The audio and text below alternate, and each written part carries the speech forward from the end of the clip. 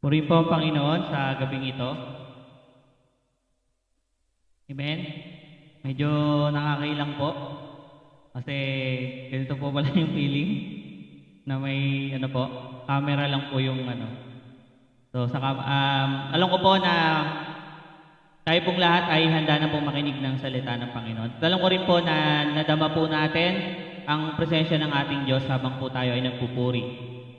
Hindi lang po kami na nandito sa lugar na to, kundi kayo po din na nasa mga inyong tahanan ay nadama niyo po yung presensya po ng Panginoon. And sa gabing ito po, tayo po ay mag-aaral po ng kanyang salita. Ayan. Ngayong gabi po ay kung sa preparation ang pag-uusapan, medyo hindi po ako masyadong nakapag-prepare talaga dahil po medyo busy talaga kami sa school. Pero ganun pa man po, ang confidence naman natin ay nasa Panginoon po. At alam po natin na siya yung mangungusap sa atin ngayong gabi. At ano naman yung salita na ibabahagi ng Panginoon sa atin, alam ko po na magbibigay po ito ng kalakasan sa atin. Amen po? Amen. Kaya po, bago po tayo magsimula, sa pagsisimula po natin, babasahin ko lang po yung ating mga key verse na gagamitin po natin sa gabing ito sa ating pong pag-aaral ng kanyang salita. So ang kanina sa scripture reading po na binasa po ni Pastor Ombi ay yung sa 2 Chronicles 20. No po?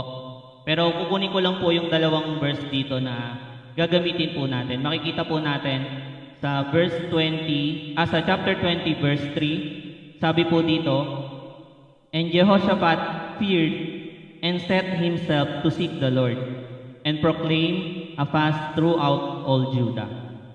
So yun po ay sa King James Version, sa verse 3. At sa verse 21 naman po, sabi po sa verse 21, "After consulting the leaders of the people, the king appointed singers to walk ahead of the army, singing to the Lord and praising Him for His glory, splendor. This is what they sang. Give thanks to the Lord, His faithful love endures forever." So yun po. So, purihin po ang pagkabasa po sa mga salita po ng ating Panginoon. Tayo po muna ay manalangin po ulit, saglit. Yes, Lord, Heavenly Father, lumalapit po kami sa inyong harapan. Nagpapasalamat po kami sa gabing ito. Alam po namin na meron po kayong hinanda sa bawat isa, Panginoon, na kalakasan, Panginoon, sa pamamagitan ng iyong presensya, Panginoon, na nadadama po namin ngayong gabing ito, Panginoon. Ganon din po sa iyong mga salita, Panginoon. Alam po namin na ito po ay gagamitin mo po, Panginoon, para po magkaroon kami ng kalakasan, magkaroon kami ng panibagong inspirasyon, Panginoon, para, Lord, mapagtagumpayan namin yung mga laban namin, Panginoon, sa buhay na ito, Panginoon. At alam po namin, Panginoon, na sa gabing ito, ikaw po yung ikilos, Panginoon. Ako po na magsasalita ngayon ay itatago mo sa iyong likuran, Panginoon. Ano man yung aking mga kakulangan, Panginoon. Ano man yung mga hindi ko mabanggit, Panginoon, ng mga salita. Alam ko po, Lord, ikaw yung mangungusap puso ng bawat isa, Panginoon. At hindi mo po hahayaan na lalabas ang mga salitang ito, Panginoon, na wala itong kapangyarihan na madadama ng bawat isa, Panginoon. Nawa itong mga salitang ito, Panginoon, ay ma-apply namin sa aming mga buhay. Hindi lang namin ito marinig, kundi ma-apply ito ng bawat isa. At Lord, nawa, Lord, sa gabing ito, ikaw po ang mapapurihan sa lahat po ng aming gagawin. Ikaw po, Lord, ang mapapurihan sa iyong lahat ng pasasalamat sa pangalan ni Jesus. Amen. Amen. Ang title po ng ating pag-aaralan ngayon, maiksi lang po yung word natin ngayon. Ang title po na nilagay ko po sa ating pag-aaralan ngayon ay Prayer and Worship. Amen? Prayer and worship, our weapon against the enemy. Amen? So naniniwala naman po tayo doon na ang ating panalangin, ang ating mga panalangin at yung ating pagpupuri ay mga sandata na nagagamit natin laban sa kaaway. Tama po ba? Amen. Siyempre nandiyan ang Word of God. Diba? Yan yung sword na binigay sa atin ng Panginoon. Pero tonight, let's focus lang muna dun sa prayer and worship. Nga sa tingin ko po ay yung dalawang salitang yun yung na-emphasize sa chapter 20 ng 2 Chronicles. Yung pananalangin at yung pagpupuri sa Diyos. alam din po natin na yung prayer and worship ay hindi natin sila pwedeng paghiwalayin. Tama po ba? Konektado silang dalawa. Pwede nating sabihin na nag-worship tayo through prayer. O pwede natin sabihin na nagpe-pray tayo habang tayo ay nag-worship. Tama po ba? Pero alam natin na itong mga bagay na ito ay nagagamit natin sa ating pangaraw-araw at nalulugod ang Panginoon kapag ginagawa natin ito. Pero ngayong gabi, titignan natin sila na magkahiwalay po, na sana po ma-apply natin sa buhay natin, yung prayer and worship. At magkaiba din tayo, magkaroon din tayo ng dagdag na perspektiba tungkol sa prayer at sa worship. Sa pamamagitan po ng mga salita na ibabahagi ko po sa inyo ngayon. Amen. So, number 1, unahin natin yung salitang prayer. Amen. Lahat naman po tayo ay nananalangin. At meron lang po talagang mga tao na prayerful. Amen? Ako po, hindi ko pwedeng sabihin yung sarili ko na ako ay prayerful. Kasi, kung i-compare ko yung sarili ko sa mga, alam ko na prayerful, kagaya ni Nanay Lorna, di ba, na Mama Nel, Pastor Nestor, talagang walang-wala. Walang sinabi. Kumbaga, aminado ako sa sarili ko na hindi ko to nagagawa ng regularly. Pero ang isa lang ang sigurado natin na lahat tayo nananalangin sa Panginoon. Dahil alam natin na kung hindi tayo mananalangin, may hirapan talaga tayo sa mundong ito. Dahil ito lang yung connection natin sa Diyos, maging yung kanyang salita. Amen? At napakahalaga nito. And sabi dito, prayer. Sabi po doon sa verse 3, and Jehoshaphat feared and set himself to seek the Lord. Amen? Pag nagpe-pray po tayo, sinisik natin si Lord. Tama po ba? Kapag nagpe-pray tayo, hinahanap natin ang Diyos. Ang point number 1 ko po ay, sabi ko po dito, amidst the presence of the enemy, prayer should be our first response. Amen? Sa presensya ng ating mga kaaway o sa presensya ng panganib o mga trials, mga problema, ang prayer daw, yung pinakauna natin dapat na maging response o tugon. Amen? Amen po ba doon, mga kapatid? Kung kayo po ay nasa bahay, pwede po kayong mag-amen para po, kahit di ko po kayo naririnig, ay masundan po natin yung ating pinag-aaralan. Amen? So, evaluate natin yung sarili natin. Yung pagpe-pray po ba natin ay yung ating nagiging unang tugon, o sabi ko nga yung first response natin, o ito yung nagiging parang last resort natin. Pag sabing last resort, parang huling barahan natin, parang wala na tayong choice, ito na lang yung pwede natin gawin. So ano po ba sa sarili natin, evaluate po natin. Hindi nyo po kailangan sagutin. Pero tingnan natin yung sarili natin, paano nga ba yung pananalangin sa buhay natin? Ito ba yung pinakauna nating ginagawa o pinakahuli po? Lalo na kapag may mga problemang dumadating sa ating buhay. It's one thing na tayo ay nananalangin. Tama po? Isang mahalagang bagay na tayong lahat ay nananalangin. Pero, iba pa rin po kapag inuuna natin yung pananalangin bago pa man yung ibang mga bagay. Amen? Maraming beses natin itong nagagawa, lalo na sa panahong ito. But it's another thing kapag ginagawa nating first response ang pananalangin sa Diyos, kapag naharap tayo sa mga pagsubok. Amen? Di ba po, minsan o madalas, nagiging last resort na natin ang manalangin. Amen? Paano po nangyayari yun? Halimbawa, kapag naunahan tayo ng takot, o naunahan tayo ng mga pangamba, pagdududa, minsan din nauna tayong mag-take ng action dun sa mga problema na kinakaharap natin. Kasi tingin naman natin, kaya naman natin, di ba? Ay, kaya ko na yan. Lalo na pag tingin natin madali lang. Nalilimutan na natin na mag-pray sa ating Panginoon.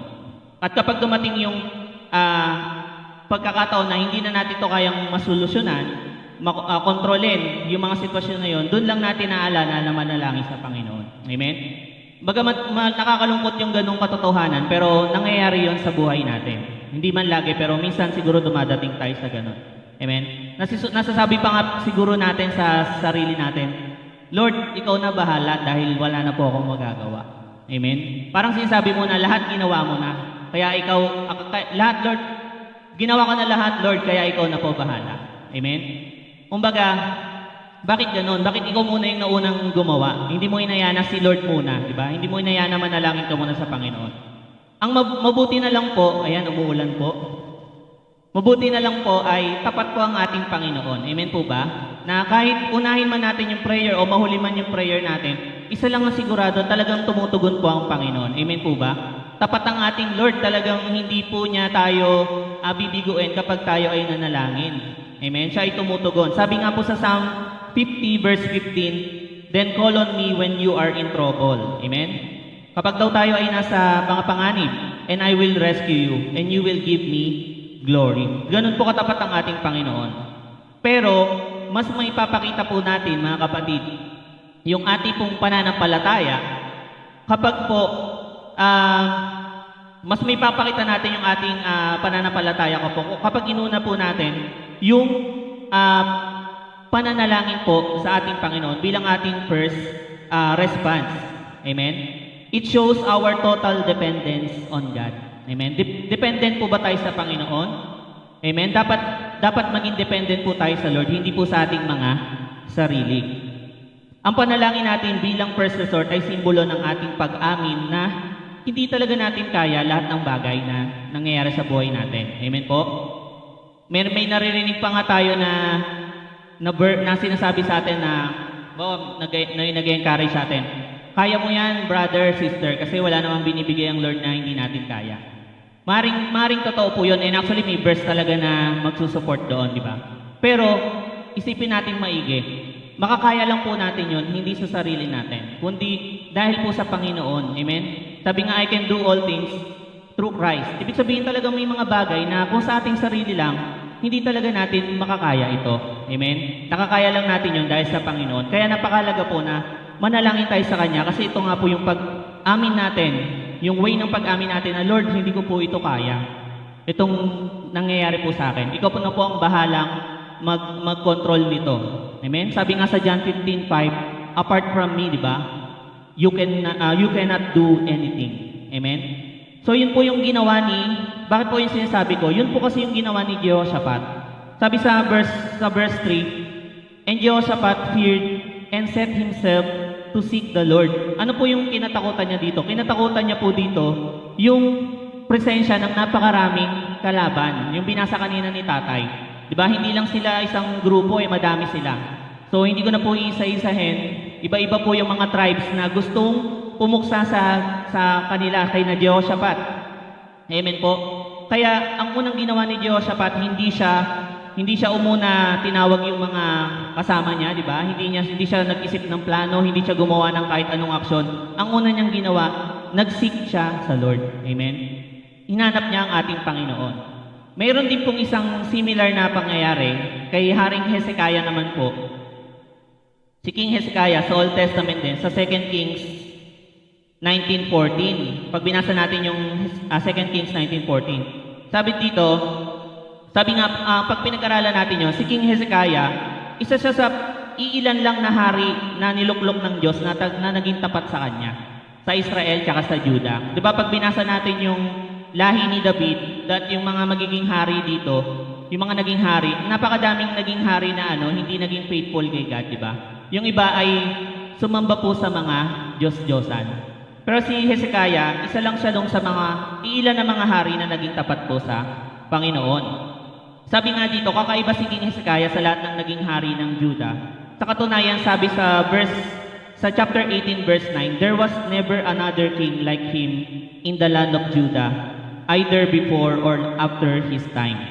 Ibig sabihin, nire-regard ng Panginoon si Hezekiah na mabuti talaga siyang leader. Amen? After ng maraming hari na hindi naging kalugod-lugod sa Diyos, narito ang isang hari, si Hezekiah, na naihalin tulad pa ng Diyos kay David. Di ba si David lang tinaguriang di ba? The man after God's own heart. Si Hezekiah, hindi naman siya binanggit na gano'n, pero parang naikukumpara siya kay David kasi yung level ng katapatan niya sa ating Panginoon. Di ba? Dahil sa kanyang katapatan. Pero bakit ngayon ay may isang dayuhan na nananakot sa kanya at sa kanyang bayan? Amen? Kasi pag binasa natin yung chapter 19, verse 14 ng 2 Kings, pareho din yung na-experience ni King Hezekiah. Meron ding nagbabanta sa kanya ng mga kalaban. Amen? Pero ano po ang anong una niyang ginawa? Pero tignan muna pala natin yung sarili natin. Kapag tayo po nakarinig ng mga ganong balita, mga bad news, mga problema na gumulat sa atin, minsan, nagkakaroon pa tayo ng katanungan sa Panginoon. Di ba? Sinasabi natin, Lord, kagaya ni Hezekiah, naging tapat naman ako sa iyo, di ba? Naging faithful naman ako sa iyo, Lord. Bakit mo hinayaan na danasin namin to? O bakit mo hinayaan na danasin ko to? Bakit may mga problema at pagsubok? Bakit hinayaan ni Lord? Halimbawa, itong pandemya na mangyari sa atin. Amen? So, sinabi natin, tayo yung Philippines ay parang special sa paningin ng Panginoon. Dahil tayo lang yung nag-iisang Christian nation sa Southeast Asia. Tama po ba? Sa Southeast Asia po ba o sa buong, hindi naman sa buong Asia po, no? Sa Southeast Asia. No? Kasi pinalilibutan tayo ng mga bansang iba yung religion, no po? Pero tayo po ay sinasabi pa na pagmumulan tayo ng mga missionaries, di ba, sa mga prophecies. Pero bakit ito, hanggang ngayon namihirap pa rin tayo sa pandemya, sa coronavirus? Minsan may mga tanong po tayong ganun. Nagiging tapat naman tayo sa Panginoon. Pero nawa kagaya ni Hezekiah and ni King Jehoshaphat, no, sa gitna ng nakaambang panganib sa mga buhay po natin. Amen. Sa mga nakaambang panganib po sa atin, yung mga problema natin sa buhay, unahin natin na humingi ng saklolo sa Panginoon. Amen.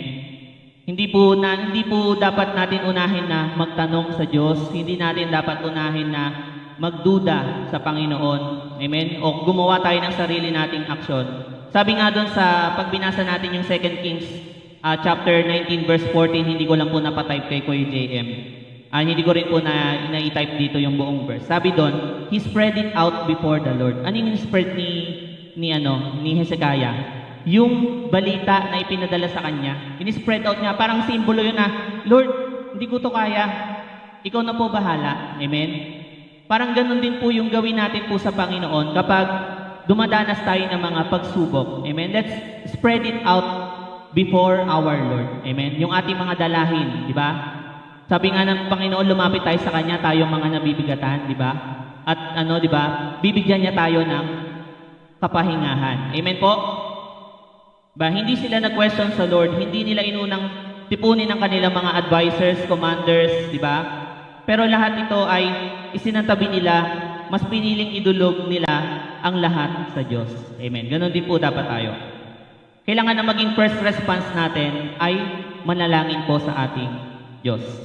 At ang maganda po dito, sila po, si Jehoshaphat, si Hezekiah, binigyan po sila ni Lord ng pangako ng victory. Amen. Promise of victory. Amen. So lalo na sa panahon na meron tayong kinakaharap ng mga matitinding pagsubok, di ba? As a country or bilang personal din, bilang individual, nakakaharap tayo ng mga pagsubok. No po. Lagi lang nating iisipin na kaya nating mag-rise dito sa mga problema na to. We will rise above the storm. Sabi nga po. Amen. Basta magtiwala lang po tayo sa Panginoon. Not by our own strength, not by our own wisdom, but by the power of God alone. Amen po, mga kapatid? So yun po yung number 1. So amidst the presence of the enemy, prayer should be our first response. Amen? Napakadali lang po. Number 2, praying to God. Ito po, medyo, maganda po ito. Di ko lang po alam kung tama kung paano ko siya sinabi. Paano ko siya tinype. Ay, wala pala dyan. Sabi ko po dito, praying to God is the evidence that praying to God is the evidence that we fear the Lord more than the enemy. O pag tinagalog natin, ang pananalangin natin sa Panginoon ang nagpapatunay na mas may takot tayo sa Diyos kaysa sa kaaway. Amen? So let me explain po. Sabi dito, yung sa verse 3 ulit, sabi, and Jehoshaphat feared. Sabi sa ibang translation, parang nag-worry siya. Nag-tremble siya. Sabi, and Jehoshaphat feared, pero ang sunod, and set himself to seek the Lord. Amen? Yung term na Jehoshaphat feared, totoo na may takot sa puso ni Jehoshaphat nung nakita niya yung mga panganib. At ganun din tayo. Normal lang na kapag nakita natin yung panganib, makaramdam tayo ng takot o makaramdam tayo ng pangamba. Pero, Ngunit mas ipinakita ni Jehoshaphat na mas higit siyang may pagkatakot sa Diyos. Amen? Kaysa sa kaaway. Sa pamamagitan po ng sa pamamagitan ng kanyang pananalangin. Amen? Dahil nanalangin siya Parang pinapakita niya na natatakot siya sa kaaway, pero alam niya na merong mas makapangyarihang Diyos. Amen? Na dapat nilang katakutan lahat. Amen? Na sana po naintindihan natin, no? Bagamat natakot po si Jehoshaphat, pero nanalangin pa rin siya. Ibig sabihin, bagamat nag-fear siya doon sa enemy, natatakot siya sa enemy, mas pinapakita niya yung mas matinding pagkatakot niya o yung tinatawag na holy fear niya sa Lord. Amen? Ganon din po dapat tayo. So yung prayer pala ay nagpapakita ng ating holy fear sa ating Panginoon. Amen? Na para bang nagbibigay tayo ng respect sa ating Panginoon. Dahil alam natin na sa lahat ng ating dinadanas sa mga pagsubok, mga problema, ang tanging Diyos lang yung makapagbigay ng solusyon dito. Amen? Sabi din sa Proverbs 19:23. Sana po na-type po ni Kuya JM. So Proverbs 19:23. The fear of the Lord leads to life. Amen? The fear of the Lord leads to life so that no one may sleep satisfied. So that one may sleep satisfied, untouched by evil. O di ba napakaganda po? Yung takot daw sa Panginoon ang naglilid sa atin sa buhay, di ba? So that one may sleep satisfied. Para daw makatulog tayo ng may katiwasayan, may kapanatagan, untouched by evil. Amen? So napakaganda pala kapag meron tayong takot sa ating Diyos na higit pa sa takot natin sa anumang gawa ng kaaway. Amen? Madali kasing sabihin, mga kapatid, na huwag tayo matakot sa kaaway. Pero aminin natin, dumadating tayo sa time naapektuhan tayo ng ginagawa ng kaaway, di ba? Pero kapag dumating tayo sa ganung pagkakataon, lagi nating iisipin yung ating Panginoon. Siya yung dapat nating higit na katakutan. Yung kanyang kapangyarihan, yung kanyang mga himala, yung kanyang mga salita na talaga makapangyarihan po sa ating buhay. Maaring takutin tayo ng kaaway, maaring makaranas tayo ng mga panghihina. Ngunit alam natin sa ating puso na mas makapangyarihan ang ating Diyos sa lahat. At magagawa natin to sa pamamagitan ng pananalangin. Okay, yun po yung prayer. So yung prayer po ay, number 1, amidst the presence of the enemy, prayer should be our first response. Number 2, praying to God is the evidence that we fear the Lord more than the enemy. And letter B, punta na po tayo sa worship. 2 puntos lang din po ito. Kaya matatapos na rin po tayo agad. Letter B, yung worship. Amen. Lahat naman po tayo alam natin kung ano po yung worship. And malinaw po sa atin na ang worship ay hindi lang po yung typical na kumakanta tayo sa Panginoon. Ang worship po ay nangyayari sa kaibuturan ng ating puso. Sabi nga, worship is a lifestyle. Amen? Amen po. Mahalaga din na ginagawa natin dun sa Panginoon. Kung ang prayer natin ay first response natin, ganun din po ang worship. Kailangan inuuna natin ito sa lahat ng bagay. Sabi sa verse 21 ng 2 Chronicles, after consulting the leaders of the people, the king appointed singers to walk ahead of the army, singing to the Lord and praising Him for His glory and splendor. This is what they sang.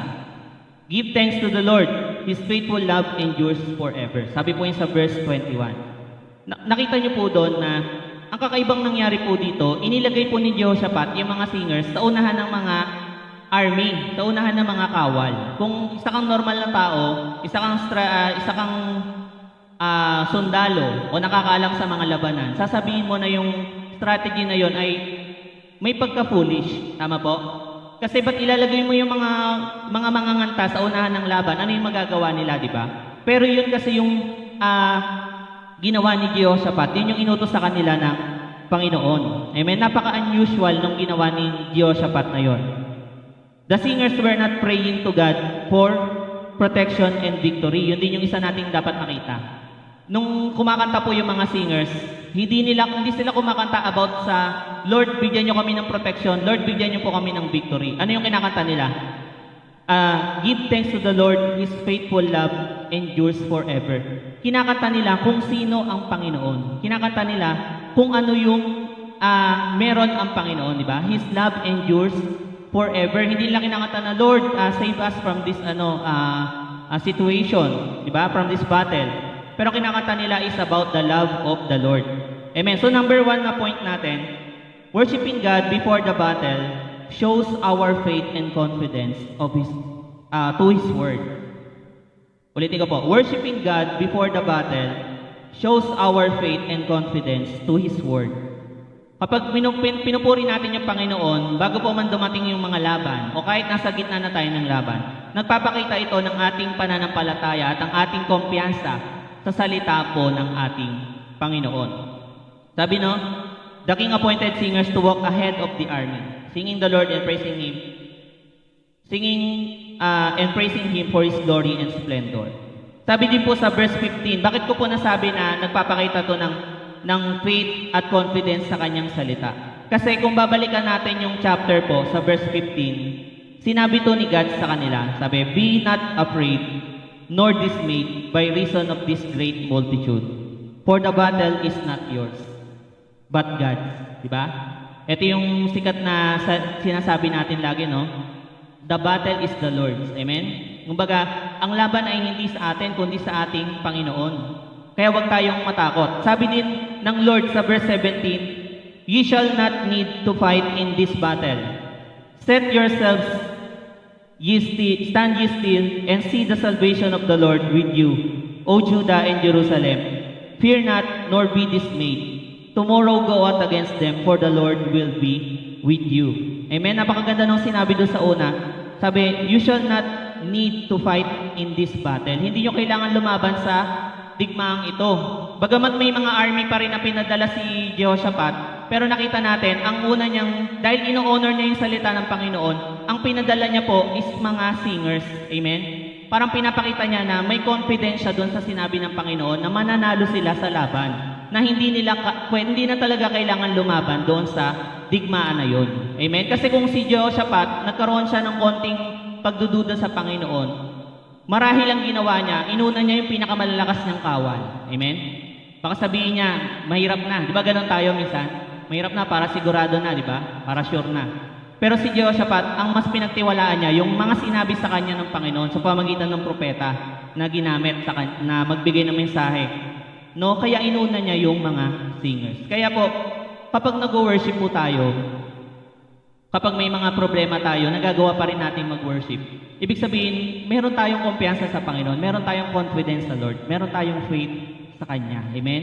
Kaya minsan, di ba, nakikita natin sarili na lang natin, huwag na tayo tumingin sa iba. May time po na parang hirap na hirap tayo mag-worship sa Lord, lalo na pag may problema. Para bang nakaganito lang tayo. Sana naman nakaganito lang. Aminin natin, kasi nalulungkot tayo, parang may pagdududa sa loob ng isip natin. Meron tayong parang nagda-doubt tayo na kayang solusyonan ng Panginoon yung mga problema natin. Pero sana dito po pakinggan natin. At alam ko ilang beses na natin ito napapakinggan. Sa kabila ng ating mga nararanasang pagsubok, mas piliin pa rin po natin magpuri sa Panginoon. Amen? Nandyan man yung kasagutan, wala man dyan yung kasagutan sa harap natin, purihin natin ang Panginoon. Kasi pinapakita natin sa Lord na, Lord, magpupuri ako sa iyo kasi alam ko in the end, ikaw yung mananalo. Nanalo ka na, di ba? You have already won the battle, Lord. Kaya meron akong confidence sa iyo. Amen? So, kahit ano man yung nararanasan po natin, mas piliin natin na magpuri po sa Panginoon. Taas natin yung kamay natin sa Lord. Mas masarap nga mag-worship pag ganun eh. Yung meron tayong dinadalang mga problema. Amen? Yung talagang alam mo na, ikaw at ang Panginoon lang, kahit ang daming tao, mag-worship ka sa Panginoon kasi alam mo yung confidence mo nasa Panginoon. At mararamdaman mo yung presensya ng Panginoon kumikilos sa buhay mo kapag nagawa natin yung ganong klase ng pag-worship. Amen? Na hindi tayo tumitingin sa sitwasyon, kundi tumitingin tayo dun sa magagawa ng ating Diyos. Kung sino siya. Diba? Sabi nga ng kanta, I will worship you for who you are. Amen? Sabi, holy, righteous, faithful till the end. Ano pa? Savior, healer, redeemer, and friend. Kumbaga, sinasabi ng kanta na yon na pupurihin kita kung sino ka, hindi sa kung ano yung hinihingi ko sa'yo. Hindi dahil sa tutugunin mo yung mga prayers ko, kundi bino-worship kita kung ano yung character mo, Lord. Dahil alam ko na yun ka. Sabi nga ni God, I am that I am. Ibig sabihin, hindi siya magbabago kung sino siya na sinabi niya nung una na siya ay nagpapagaling. Siya yung Diyos na gumagawa ng himala. Hanggang sa panahon natin, ganun pa rin po ang Panginoon. Amen? Kaya purihin po natin ang Diyos sa lahat ng pagkakataon. Mag-worship po tayo sa Kanya. So, yun po yung number 1 sa letter B. And number 2, matatapos na po.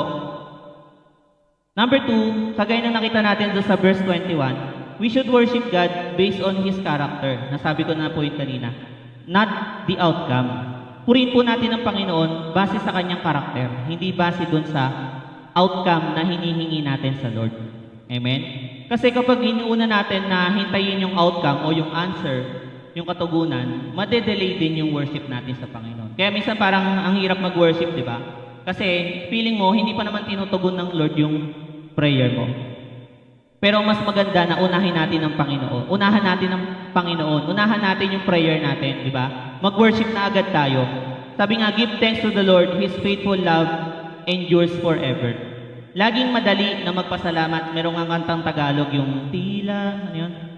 Tila kay daling magpasalamat sa Diyos sa mga pagpapalang. Ano yun? Ano yun? Parang kanyang kaloob, di ba? Yun yung awit na yun. Ang daling mag-worship kapag may mga pagpapala na nare-receive tayo sa Panginoon. Lalo na kung ang mga panalangin natin ay natutugon na. But thanking God before we know the outcome nung ating mga prayer, nung ating sitwasyon, requires putting our faith and trust in the one who is control. Amen? So kapag nag-worship tayo sa Panginoon, pinapakita natin yung ating faith, yung ating trust doon sa Lord, doon sa Panginoon na mayroong control ng lahat ng ating buhay, ng lahat ng sitwasyon na nangyayari sa ating buhay. Amen? So yun po yung salita po ng Panginoon sa gabing ito. Sana po napulot po natin or may napulot po tayo sa gabing ito na sa mga sitwasyon po na pinagdadaanan po ng ating buhay, alam po natin na hindi po tayo nag-iisa. Kasama po natin ang Panginoon. And kagaya ng tinuro ng Diyos sa atin ngayon sa gabing ito, nandyan yung prayer, nandyan yung worship. Sobrang available ito sa atin. Gawin natin ito bilang weapon natin. Gamitin natin ito bilang sandata natin sa pang-araw-araw nating buhay. Amen? And hindi lang natin dapat ito gagamitin para sa sarili natin, kundi gagamitin natin to unang-una to glorify God. We pray because we want to glorify God. We worship because we want to glorify God. Amen? Yun yung pinakauna nating priority po sa prayer and worship. And sana po sa gabing ito nakahanap po tayo o nakasumpong po tayo ng inspirasyon, ng kalakasan po galing po sa salita po ng Panginoon. Purihin po ang Panginoon at sa Kanya po lahat ng papuri at pasasalamat.